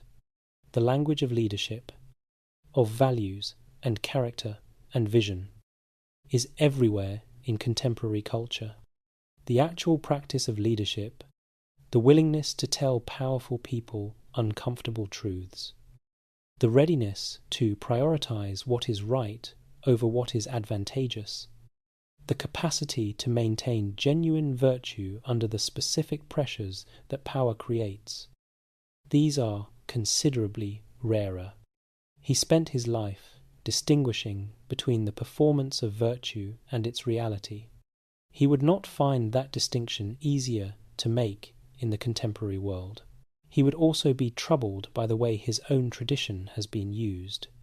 He understood, better than most, that ideas can be separated from the spirit that produced them and used in service of purposes their originator would not have recognized. He watched it happen in his own lifetime. As rulers invoked the language of ritual and propriety to dress up self-interest in respectable clothing, he would not be surprised to learn that a tradition bearing his name had across centuries been used to justify the suppression of women, the silencing of dissent, and the naturalization of hierarchies that served the interests of those at the top. He would recognize in those uses of his tradition exactly the problem he had spent his life trying to address. When the names and the realities diverge, when the language of virtue is used in service of the opposite of virtue, the task is not to abandon the language, but to do the hard work of bringing the language and the reality back into correspondence. That is still the task. It has always been the task. What he would not think, if we are being honest about what his life and his thought actually contain, is that the task is finished, or that any particular contemporary society has solved the problems he was working on, or that the question he spent his life asking has received an answer adequate to its difficulty. He never wrote a single word. His students built a philosophy that has lasted 2,500 years. And at the centre of that philosophy, underneath all the centuries of interpretation and institutionalization and appropriation and reform, is a question that belongs to every human being who has ever tried to live well in a world that does not always make that easy. What does it mean to be a good person? Not to appear good, not to perform goodness for an audience, to actually be good with the full weight and difficulty and daily demand that genuine goodness requires. He did not answer it, finally. He asked it completely. He asked it with his entire life, at personal cost that was real and sustained, until the asking stopped. The question did not stop with him. Think about that. As you let sleep come, the same question that a man in a cart asked, crossing a broken landscape 2,500 years ago, is the question you carried with you today. It is the question you will find waiting for you again tomorrow morning, patient as it has always been, present as it has always been, as open as it was the day he first began to ask it. He would find that entirely appropriate. He would also find it, in the deepest sense he understood that word, hopeful. Good night.